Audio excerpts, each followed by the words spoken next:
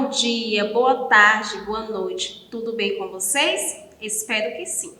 Eu sou a professora Tamara, estou aqui para dar início ao ano letivo de 2021, juntinho com vocês, com a matéria de língua portuguesa. Vamos lá? Primeiro de tudo, eu quero deixar um vídeo de apresentação e de boas-vindas para vocês.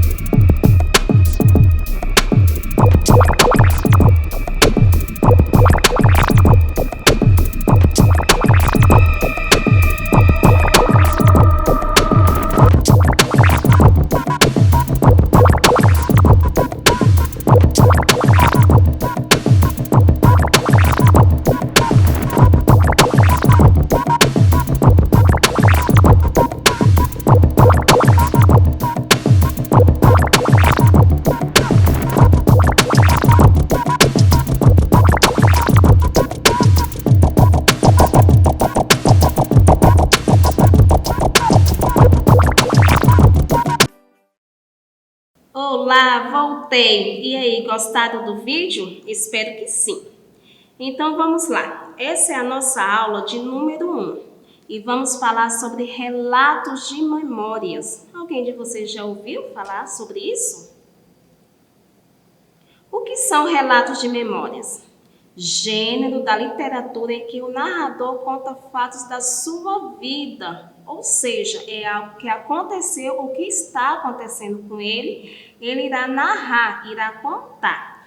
E esses fatos são coisas interessantes, engraçadas, coisa que aconteceu com você, tá certo? E para isso, nós temos que seguir um cronograma. Esse relato ele tem que ter início, meio e fim, correto? O início é basicamente a introdução.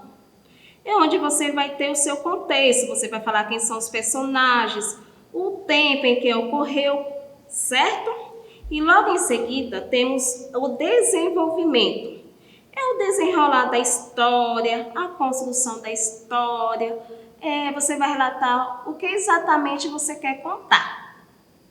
E por fim, temos a conclusão desse relato.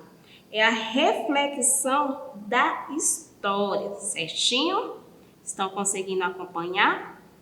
Lembrando que relatos de memórias temos que usar sempre o pronome pessoal, certo? Então, sempre que vocês forem se referir, se refere a vocês. Eu vi, eu falei, eu encontrei, correto? E não se esqueça que relatos de memórias é algo que já passou. Então, você vai sempre usar o verbo no passado. Pode até ocorrer de usar no presente, caso a história ainda esteja ocorrendo. Qual a diferença de biografia e relatos de memórias? Diferencia-se da biografia, pois não se prende a contar a vida de alguém em particular, mas sim narrar suas próprias lembranças.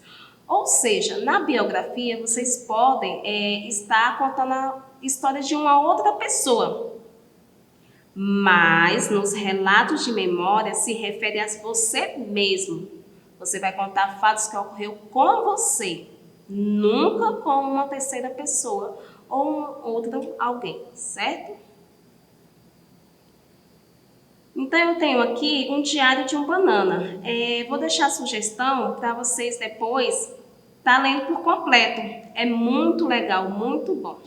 Vamos lá? Leia comigo em voz alta.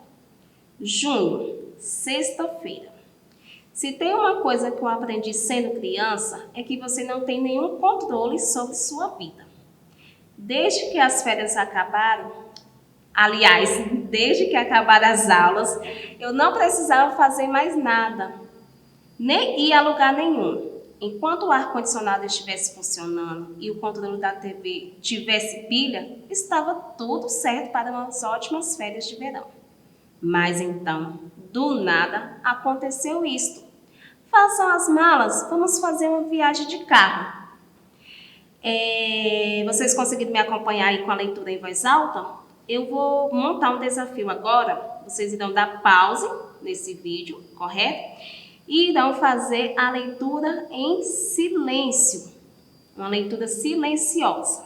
Então, sentiram alguma diferença aí entre ler em voz alta e leitura silenciosa? A leitura silenciosa permite o encontro direto do leitor com o texto. Então, você tem uma sintonia maior com o texto. E vamos ver lá a diferença da leitura em voz alta?